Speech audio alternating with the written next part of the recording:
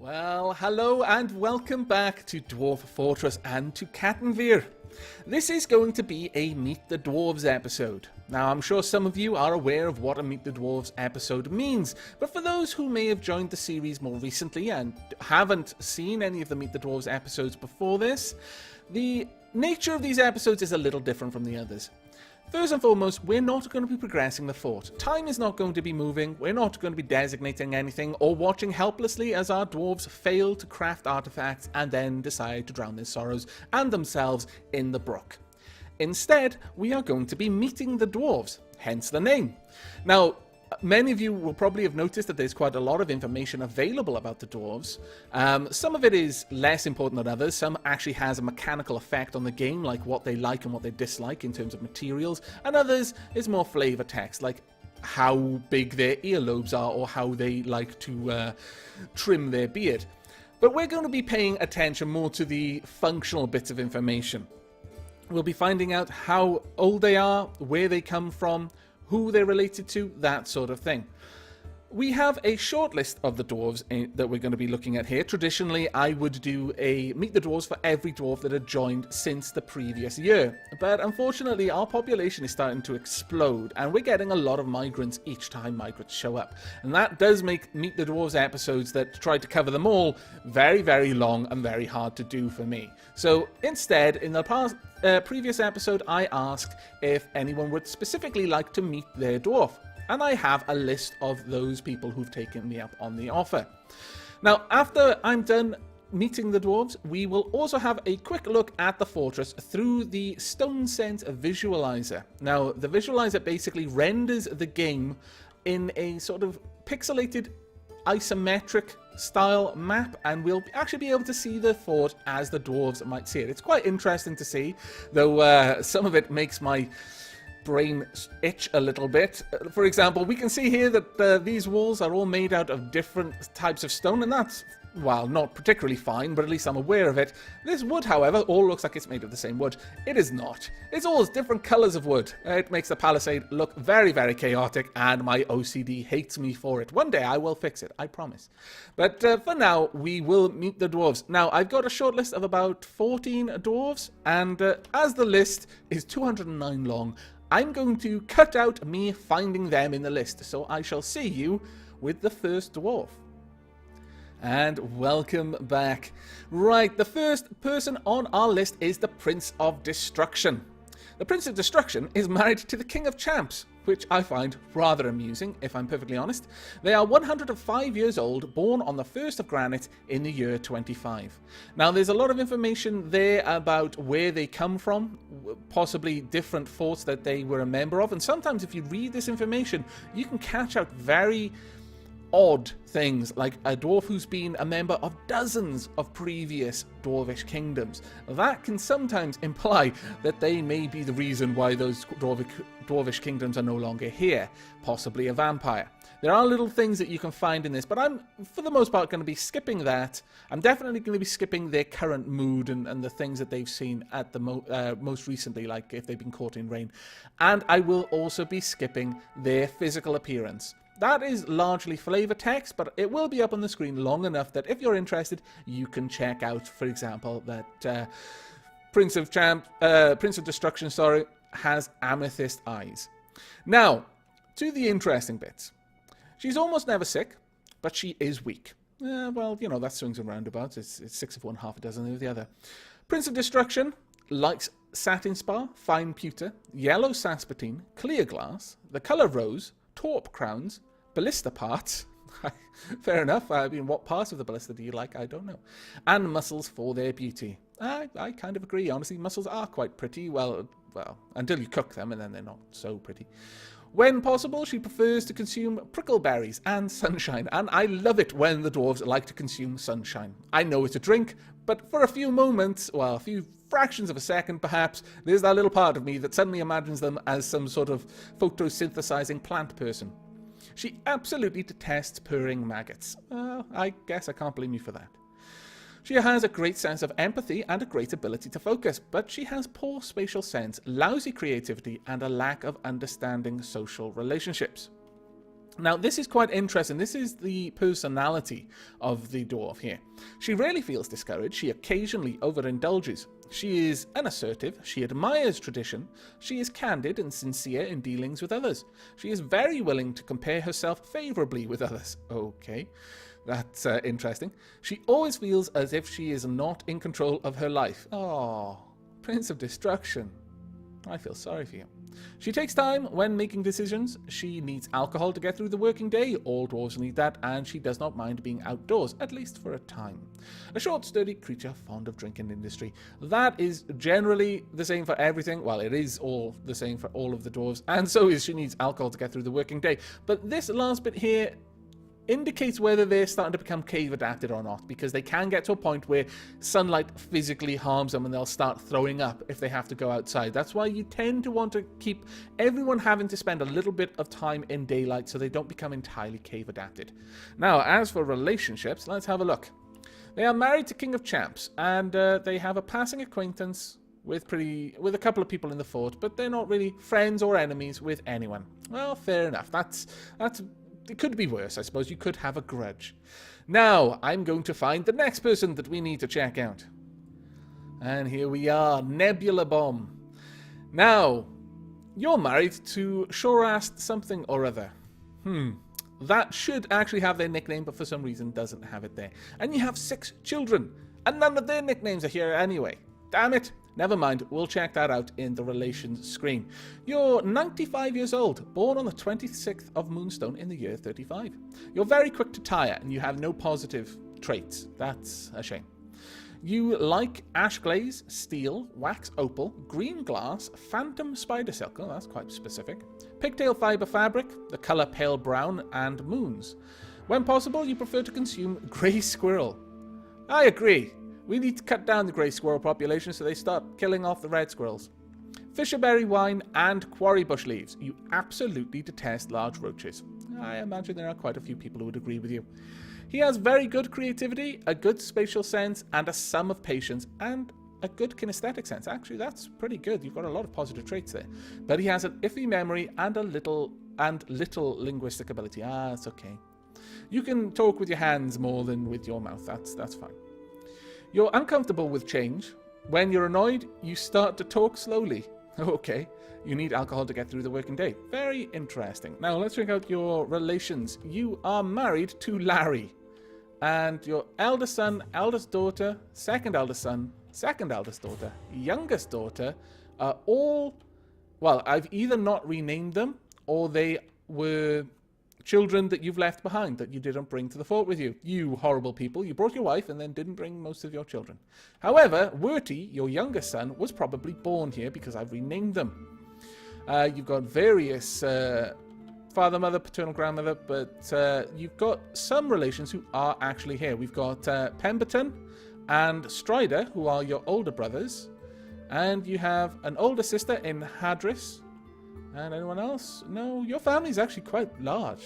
My goodness. You've got an aunt in Skelly, an aunt in Whole Grain Milk, and an aunt in Boxinator. And an aunt in Samscale.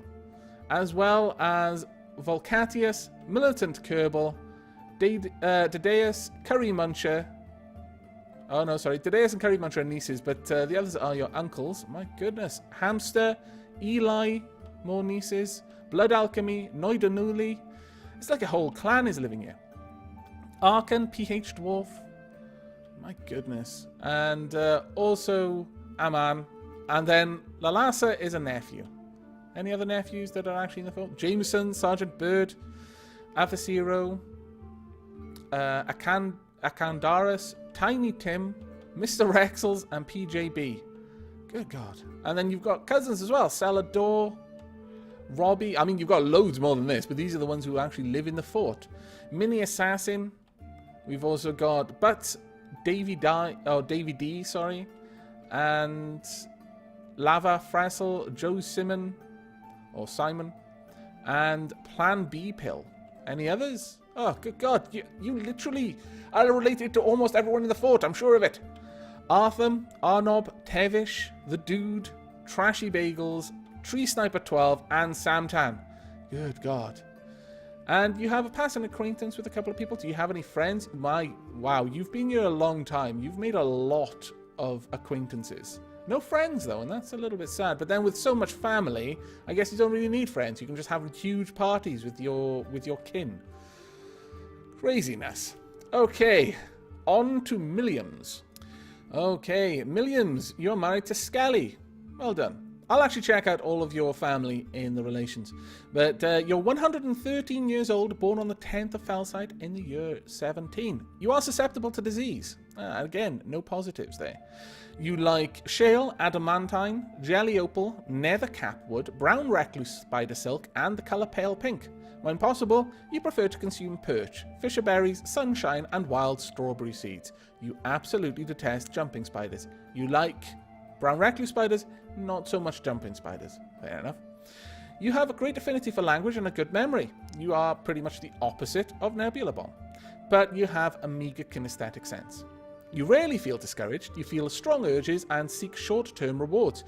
You are relaxed, you are resistant to change, you always act without considering alternatives or thinking through possibilities. That's not particularly good. You talk to yourself when you're thinking, and you need alcohol to get through the working day. Well done. Now, let's check on your relations. You're married to Skelly. Second eldest daughter is Joe Simon, and third eldest son is Lava Fressel. Youngest daughter is Plan B Pill, so you've actually got quite a lot of your children in the fort. Older sister is Zach the Sharkification, and General Vladimir. Also Horizon. You've got a younger sister in Ewan K, and a niece in Robbie. Any others? Oh yes, you've got quite a few. Niece in Loki, Araki, Zenir, Penny Pen, Firedoor, Honbad, and Dinu. You've got a nephew in Salador, Jonathan, Dark Raven, Mr. Chaotic, Night Stalker, Tokimi, and that's it. But you've got a nephew and a dwarven baby, and that implies that they're actually living here. If it's white, the only time it'll be white and they're actually living here is if they're a labourer or they're related to stone in some way. But the dwarven babies are all red if they were born in this fort. So that's someone I haven't renamed yet. Now, oh, you've got some friends. Fantastic. You're a friend of Kappa Knight, Skillis 2, Jameson, and Dojo. And also Dunder. Have you got any enemies? No, you've got a lot of passing acquaintances, though. Okay, you've been in the fort long enough to make a couple of friends, and that's always quite nice to see. Though, if any of those people die, you won't be too happy. And that's a problem, because people will start dying soon. I'm certain of it. Okay, on to Midnight Doom. You're married to Udil. You're 71 years old, born on the 15th of Galena in the year 59. You're quite durable, but you are weak. You like gabbro, bismuth bronze, cinnamon grossula, pigtail fibre fabric, the colour dark taupe, bucklers, boxes and bags, flasks, sheep for their wool, and giant hyenas for their coordinated hunting. Oh, fair enough. When possible, you prefer to consume giant cassowary. I have no idea what that is. Yak cheese and dwarven ale. You absolutely detest cave spiders, as most of the fort probably do. You have a shortage of patience and little difficulty with words. That's interesting. You've got no positives there, unfortunately. You're very friendly. You're relaxed. You greatly appreciate art and natural beauty. You are resistant to change. There's a few people who are resistant to change, it seems. You dislike intellectual discussions. Oh, that's sad. You are candid and sincere in your dealings with others. Okay, that's not too bad. You are willing to compromise with others. That's very good, in fact. You are immodest. She has very little self-discipline. She needs alcohol to get through the working day, and she likes working outdoors and grumbles only mildly at inclement weather. Okay, that's the least cave adapted that you can be. Liking working outdoors and only grumbling at inclement weather. Now, as for your relations, you're married to Tevish. You have a son that I haven't named yet. Your mother is predated Khan. Interesting. They are actually in the fort. Your maternal grandmother is in the fort. Zanir, my lord. And your aunt is Phylax and Marks. Any others? Bear is also an aunt. Then you've got the uncle's Drunk Beard, Lobsteroo, Veltha Ice Blaster, and Johnny Hayes, and Swiss Army. In fact, most of your uncles are actually living in the fort. That's actually kind of cool. You've also got a cousin in Anonymous. Oh, dear Lord, you've got a lot of cousins. Babbitt, Cognitive Dissonance, Hamster, Eli, Dedeus, Curry Muncher, Bamblegam, Orstbot, and Spartan. You've also got our zombie and Switters. You've got a pet. You've got a hunting dog. Fantastic. I wish I could name him. Now, you've got passing acquaintances with a lot of people, I imagine. Yeah, but no friends and no enemies. And now to Pirate Joe. You are actually married to no one. Fair enough. You're 82 years old. Ooh, getting on. You need to get a husband quickly. Born in the 22nd of Limestone in the year 48. You're slow to heal, but that isn't actually too bad. That's one of the least negative traits, as long as you don't get injured. You like slate, lay pewter, jelly, opal, clear glass, eagle leather bolts, scepters, cavies for their adorable call, and horseshoe crab men for their ability to hide in sand. Not just horseshoe crabs, though, horseshoe crab men. Interesting. When possible, you prefer to consume tuber beer and absolutely detest snails. That's an interesting thing to detest. She has a deep well of patience, a feel for music, and a good feel for social relationships. Oh, you seem like a quite nice person to be around then, but you have a poor memory. That's okay if you keep forgetting our names. We don't mind. You seem nice in all the other ways. You're often nervous. You're quick to anger. Okay, I strike the whole you seem nice. You're rarely happy or enthusiastic. You're modest. That's a positive at least. You're not easily moved to pity. You don't go out of your way to do more work than necessary, and you need alcohol to get through the working day. Interesting set of mental traits there, personality traits. Now, you have no relations in the fort whatsoever. You've just got a bunch of acquaintances. Oh, I imagine your days are fairly lonely. That's sad. Okay, we are now checking out a dwarven baby named Dragochem. You're 1 year old, born on the 23rd of Felside in the year 129, and you were born in Cattenvîr, I believe. You are weak, but that's okay. It's to be expected. You're 1 year old. Dragochem likes limestone, tin, turquoise, great horned owl leather, clownfish bone, pigtail fiber fabric, spears, animal traps, llamas for their wool, pixies for their intricate aerial dances, and sunberries for their inner light. When possible, you prefer to consume anchovy, wild strawberries, and dwarven wine. What? You're 1 year old. 1 year old, rather. You're not allowed to drink dwarven wine. You absolutely detest mussels. To be fair, for a 1 year old, you have an incredibly well-developed sense of aesthetics and idea of what you like and what you dislike. You have a great analytical ability for a 1 year old and a good spatial sense, but you really have poor focus. Again, that is to be expected. You're 1 year old. You're comfortable in social situations. You occasionally overindulge. I don't know any 1 year old that doesn't. You do not have a great aesthetic sensitivity. You're candid and sincere in your dealings with others. Again, that's fairly common of 1 year olds, I should imagine. You find helping others very rewarding. Ah, that's nice. You strive for excellence. That's also quite nice for a 1 year old. When greeting others, you always smile nervously. That's interesting. You need alcohol to get through. Really? I'm going to have a word with your parents. And you've gone without a drink for far too long. Okay, well, maybe I don't need to have a word with your parents. They are withholding the booze, even though you desire it desperately. Okay, now let's check out your relations. Your mother is Skiller 2, your father is Tree Sniper 12. Your paternal grandmother is Boxinator, and paternal grandfather is Skeletal Soup. Your older brother is Skill Sniper. Your maternal grandmother is Joe Simon, and your maternal grandfather is Fire Force. You have an aunt, but they are not in the fortress, and you're already worshipping at the tender age of 1.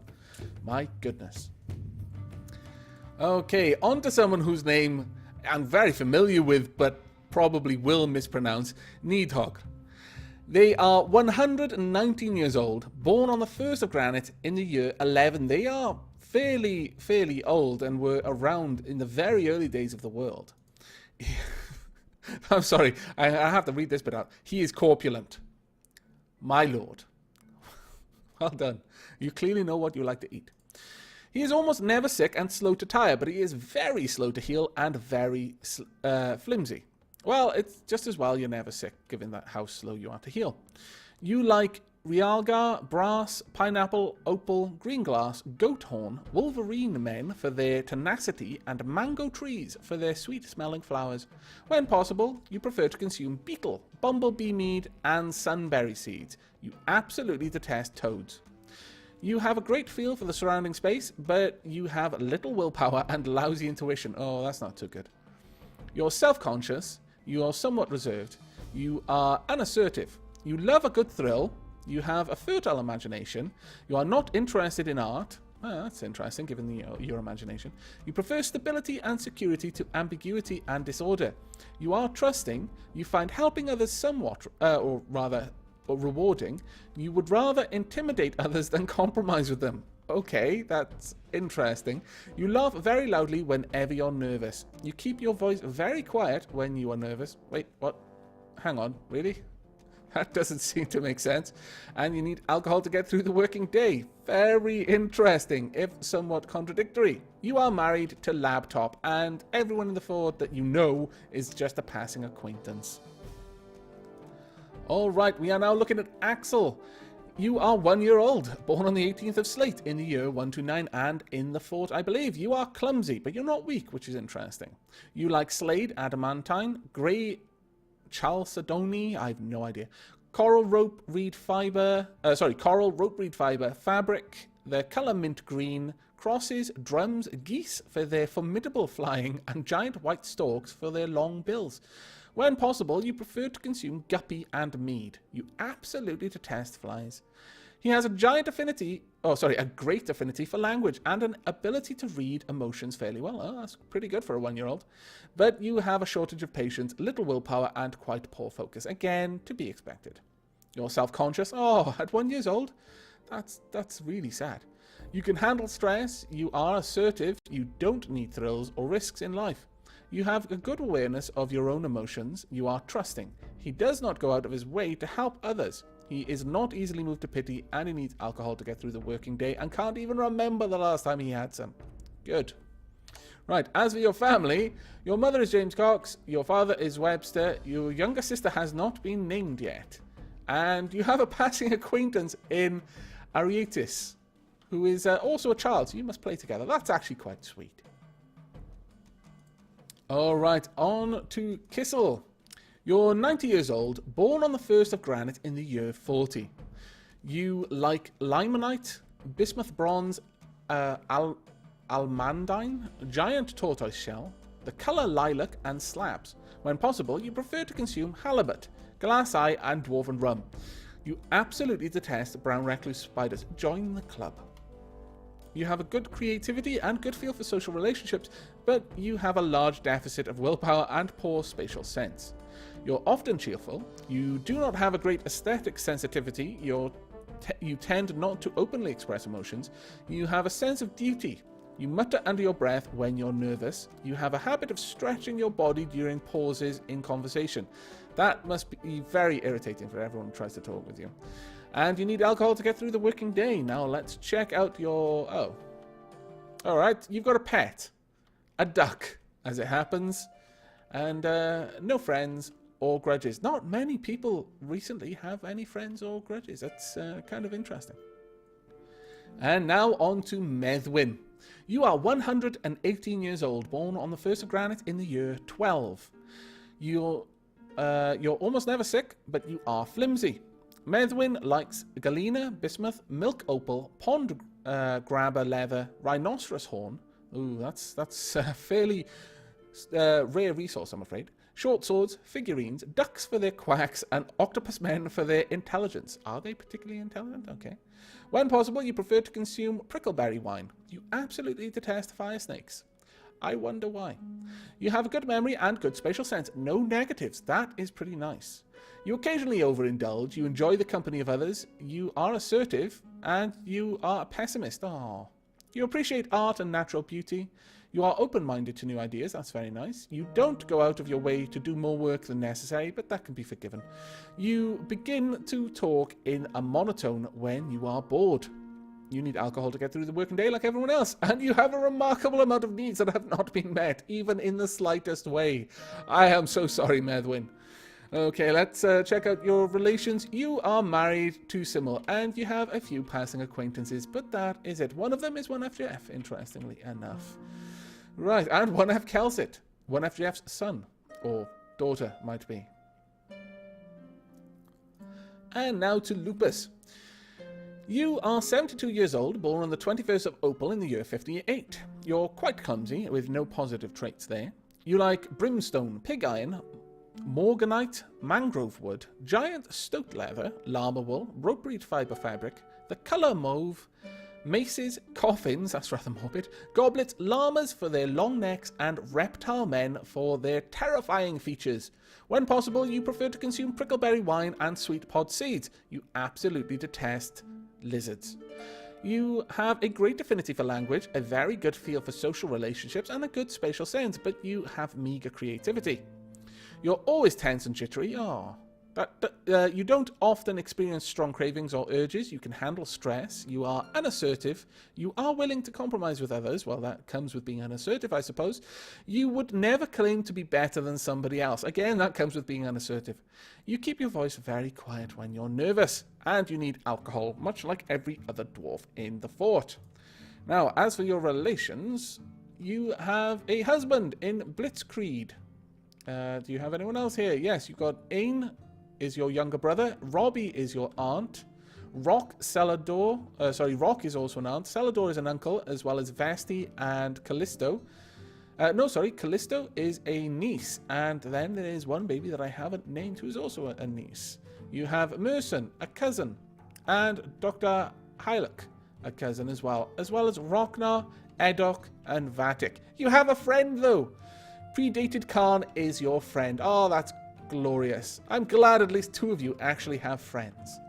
Two of them that I've met so far. But with that, I'm going to flip over to Stone Sense. It is about that time. And welcome back to Stone Sense. It has been a while since I've had a look at the fort through this, though perhaps I'm a little bit zoomed out. Let me just correct that. There we go.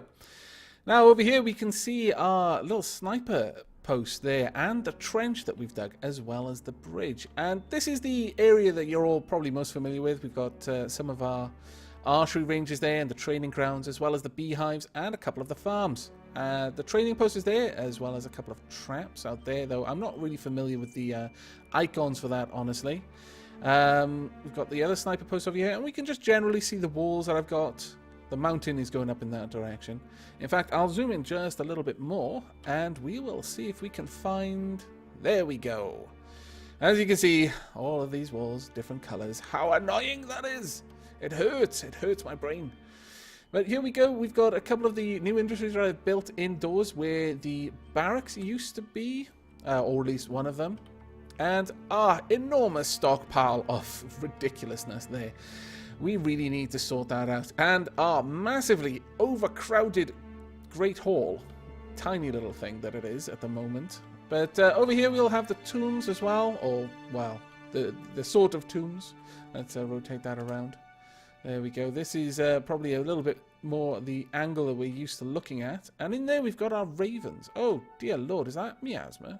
I hope it's not. I will have to check that when I return to the game.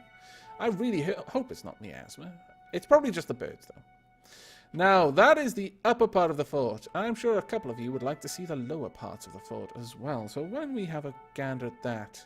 Now, this is the area that will be our noble quarters, and that is currently Aavak's bed chamber in there, the only part of his noble quarters that is ready at the moment. And this is going to be Webster's as soon as we get some more things there, as well as the non-frozen parts of the brook, which are running all the way to the various reservoirs that are dealing with our wells. Down there we also have the... Oh wow, that's all yellow in this. I guess it's sand, so it makes sense. We have the trenches. That looks completely different though, because this is all red, actually, indoor fortress. And our bedrooms. Fantastic. You notice here, these are actually constructed walls, so I guess they've just got the tops chopped off them. And a lot of bedrooms around there, so many. Here's the area that will eventually be our massive food production industry and the bedrooms for those people producing the food. And then moving down, we're just going to have a very, very deep shaft. So I'm going to zoom out a little bit, and we'll... actually, I will zoom in just a little bit, and we will see how far this goes down. And the stairs actually get into their rhythm of swapping around there. Goes through loads of different types of rock, to be fair. And these are some of the areas where I've encountered veins of metal. All the way down, right to the bottom, wherever that may be. We are going down very far. I had no... Well, I kind of had an idea that we'd gone down a very long way, but doing it in stone sense really brings home the impression of depth. There we go. That's the last layer that we're on. Very, very long way down. Going all the way back up now. So yes, that is the glimpse of the fort. Not a lot has changed, really. I mean, we've added more walls, and there's certainly more people working around. Oh, there's Rev King. Where are you off to? You're probably going down here to a bedroom somewhere. The bedroom area has expanded a lot, but most of the stuff that we've done is actually digging places out rather than actually finishing them off. And that is what I'm going to be working on in the next couple of episodes, is just trying to get this area done. Once we can actually move the food industry indoors, then I feel that's going to really, really progress the fort. That's going to make this area much, much more efficient, because it's actually built with a mind for efficiency rather than just throwing things together because we needed them, which is more or less what the food production area here is. It's just thrown together because we needed it really badly at the time. But that is it. I'm going to leave you with a glimpse of all of the people in our area. What? Are you naked? Are you... Really? You filthy... What? I don't even... What are you doing in the Great Hall, stark naked? Oh, wait. They're probably having a party. Oh, okay. One of those parties, is it? It wasn't really specific when it told me they were throwing a party on the table in the Great Hall. I wish I honestly hadn't even seen that. But that is it for this episode. I hope you've enjoyed meeting the dwarves and this glimpse into the fort using Stone Sense. But that is it from me. I shall see you in the next episode, but until then, as always, do take care.